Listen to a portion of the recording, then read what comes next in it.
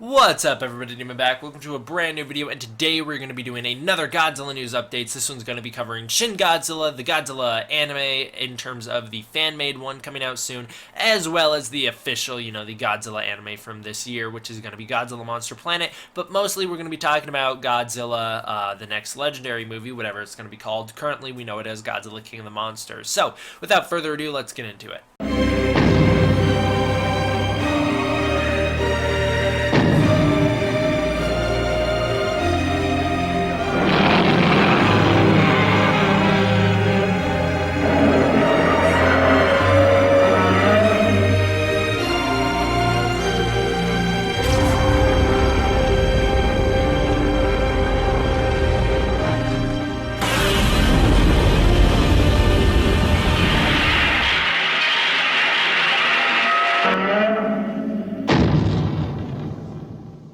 We're going to go through all the quick news really fast. I want to show off some art and some cool dioramas. I'll start with the dioramas because we've never done them. Well, we've done them once, but we never really do them. So, number one, we have some really cool dioramas from Whalezilla. I just wanted to show them off because he's really good at these little sets, and I really enjoy this. This is Shin Godzilla diorama. It's pretty cool. He entered it in some sort of competition, which, best of luck to him. I hope he wins because it's really awesome. So, getting done with that, we have this weird thing that I don't quite understand. So, it's someone made like a custom figure. Now, obviously, this is supposed to be all of Godzilla's evolutions. You have the tail, which came from the 4-set pack, which was the tail, Kamata-kun, Shinagawa-kun, as well as Godzilla. We talked about that months ago on the channel. So you have the tail from that, you have Kamata-kun, Shinagawa-kun, and Shin Gojira, which are the SH monster arts, and then you have a custom-made thing coming off the tail of Godzilla. He made a custom-made version of one of those, which is really cool. Whoever did this, I wish I knew who did this because it's really good. That's a great custom job right there, and it's really cool to see all these guys together, all the different forms in figure form.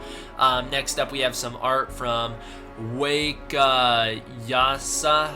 I'm not gonna really attempt to pronounce that name again, but we have some art from him, which is great. And then we have some size comparisons of Godzilla 1954 to Godzilla Shin Godzilla, which I don't know if it's 100% accurate. I feel like 54's Godzilla is like a little under halfway as tall as the Shin Godzilla, so this one makes him look a little bit too small in my opinion, but maybe that is accurate, maybe I just don't quite know. We also have a new picture of Kamata-kun from Shin Godzilla, a little bit more clarity to him. This is from the VFX breakdown, which is really cool to just see the full body profile up close without anything obstructing him in the front. Now getting into the real news, we have some X Plus figures coming soon, which includes I guess you can call it, I've been calling it, a chibi version of Shin Godzilla using the atomic breath.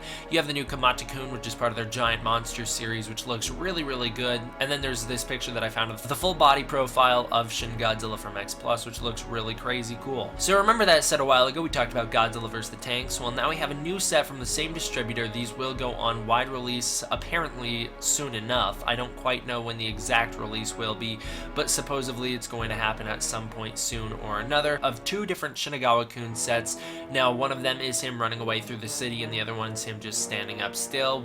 I think maybe have seen a Kamata-kun version of these, but I know for a fact we've seen the tank version of Godzilla, so it's really cool to see these figures keep coming out. This is the same distributor that made Godzilla Back to the Sea recently. Looks like we also have some new figures of Mothra Vs Godzilla, which are going to be really cool. They're small figures, only a couple centimeters high, and we'll get more news on when they're coming out and how wide of a release they'll be fairly soon, hopefully. Looks like Bandai is going to be releasing new War of the Gargantuas figures, which is about time considering the movie's 51 years old and we still don't have any. I really love War of the Gargantuas, and it's really cool to see that they're going to be releasing these figures of Sonda and Gaira from War of the Gargantuas. Apparently, we're going to get more news on this as the release date of the fall approaches quickly. We have a new picture of SH Monster Arts Mechagodzilla 1974, which looks really cool. And of course, I have to show off another funny meme because you guys really appreciated the last one, so I wanted to show off this one as well. Now we have a new video clip of the upcoming Godzilla fan anime, which is going to be really sweet. That one should come out pretty soon considering it was announced last year at G-Fest, so maybe it'll come out around G-Fest. I don't know when the actual release date's supposed to be, but it's pretty cool to see this. It's just a clip of Godzilla starting to use the atomic breath. His dorsal fins light up one by one.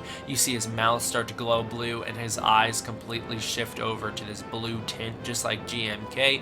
I'm not going to play the clip on screen here, but you can go find it down in the links below. It's really cool. I'm really excited for this anime. I can't wait to see a good fan film for once. So I said we were going to do some Godzilla Monster Planet news. There's nothing really to talk about. It's just the fact that it sounds like someone visited Polygon Pictures to talk about Godzilla's modeling for the new anime, and it sounded like they had a couple people working on him, Mr. Sega and Mr. Shozuki-man, who worked on it, and they apparently made the design for Godzilla, which they didn't have to do much because it's very dang similar to the 2014 design. Recently, Millie Bobby Brown discussed her excitement for Godzilla 2, and she also discussed the fact that she's never seen an official Toho Godzilla movie before, which is it's disappointing.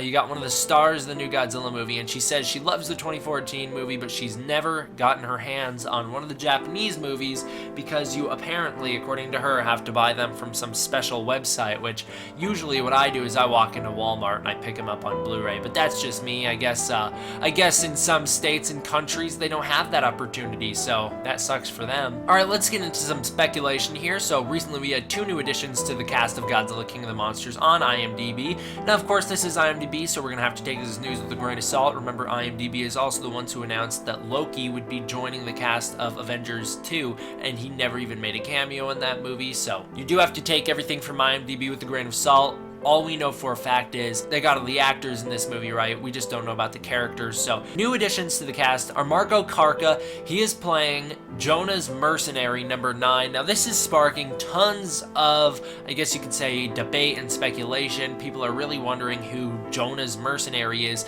I don't quite understand some of the ideas floating around of what if Johna is this new corporation that is going against Monarch. That doesn't make a lot of sense to me. I think it makes more sense if Johna is an individual party and he's hired a couple mercenaries. Sounds like he's hired at least 9 mercenaries to kind of go up against someone else. This might be a similar carryover to one of the story arcs from Ghidorah the Three-Headed Monster. Of course, Godzilla King of the Monsters has the potential to become a remake of that movie, and it sounds like we might be getting one of the storylines carried over from that old movie, that storyline being the assassination storyline in which some people try and assassinate a princess. Sounds like here we might be getting a storyline where someone called Johna hires some mercenaries to assassinate someone else. We still don't know who they're going to be trying to assassinate, but we do know that it does sound like there's going to be someone hiring mercenaries to assassinate someone else. And next up is Vince Foster, who is going to be playing G-Team number 1.